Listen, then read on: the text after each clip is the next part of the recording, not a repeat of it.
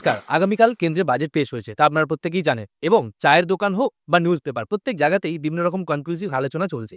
কিন্তু আমি আপনাদের কোনো রকম কোনো কনফিউজ করব না। খুব শর্ট টাইমের মধ্যে এবং মেন গুরুত্বপূর্ণ পয়েন্ট যেখান থেকে আপনাদের সুবিধা হবে অর্থাৎ সাধারণ মধ্যবিত্তদের এই বাজেট থেকে কি লাভ হতে চলেছে সেই সম্পর্কে আমি আপনাদের ডিটেলসে জানাবো। নমস্কার, আমি অভিষেক আর আপনারা দেখছেন বাংলা জ্ঞান থেরাপি। চলুন স্টেপ বাই স্টেপ জেনে নেওয়া যাক বাজেট সম্পর্কে এবং বাজেট থেকে আপনার কি লাভ হবে সেই সম্পর্কে।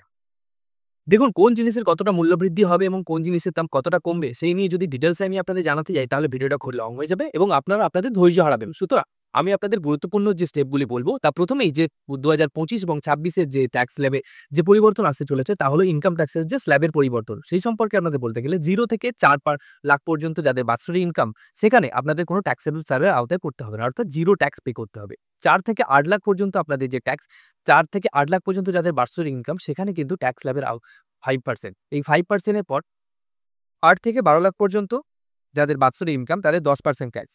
12 থেকে 16 লাখ পর্যন্ত যাদের বাৎসরিক ইনকাম সেখানের ক্ষেত্রে 15% ট্যাক্স। 16 থেকে 20 লাখ পর্যন্ত যাদের ইনকাম তাদের 20% ট্যাক্স এবং 20 থেকে 24 লাখ পর্যন্ত যাদের ইনকাম তাদের 25% ট্যাক্স। তাদের ইনকাম 24 লাখের ওপরে তাদেরকে 30% ট্যাক্স স্ল্যাবের আওতায় পড়তে হবে এবং 30% ট্যাক্স পে করতে হবে। আচ্ছা, এরপর যে বড় অ্যানাউন্সমেন্ট তা হলো 12 লাখ পর্যন্ত যে ইনকাম যে ট্যাক্স স্ল্যাব সেখানে 10% কিন্তু আপনাকে ট্যাক্স দিতে হতো, কিন্তু সেখানে আপনাদের এখন থেকে আর কোনো ট্যাক্স লাগবে না। কালকে বাজেটের ঘোষণা অনুযায়ী এখানে কিন্তু জিরো ট্যাক্স, অর্থাৎ 12 লাখ পর্যন্ত ইনকামে কিন্তু জিরো ট্যাক্স পে করতে হবে।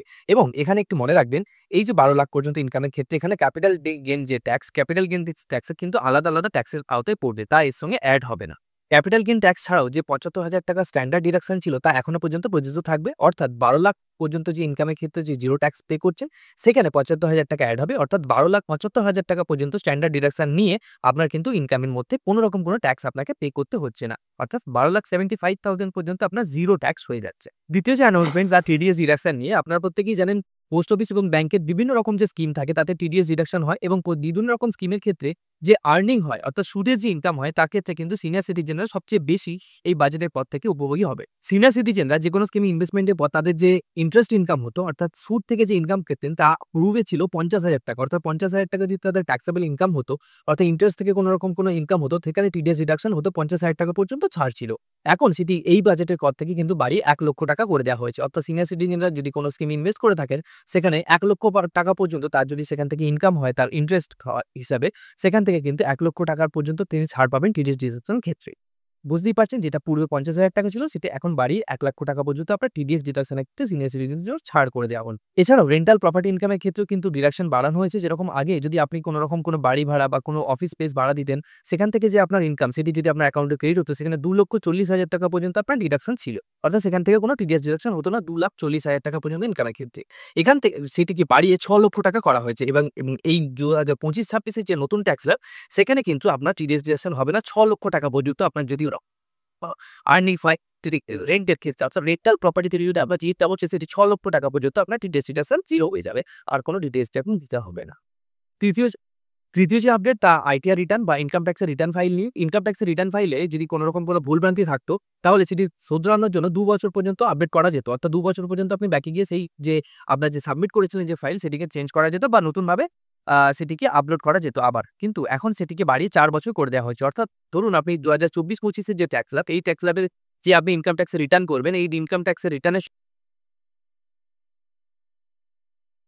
অর্থাৎ 2024-25-এর যে ইনকামটার এই ফিনান্সিয়াল ইয়ারে যদি আপনি আইটিআর রিটার্ন যখন দেন তখন যদি আপনার কোনো ভুলভ্রান্তি হয়ে থাকে সেক্ষেত্রে আপনি 2 বছর না 4 বছর পর্যন্ত আগামী 4 বছর পর্যন্ত আপনি সেটিকে আপডেট করার জন্য সময় পাবেন।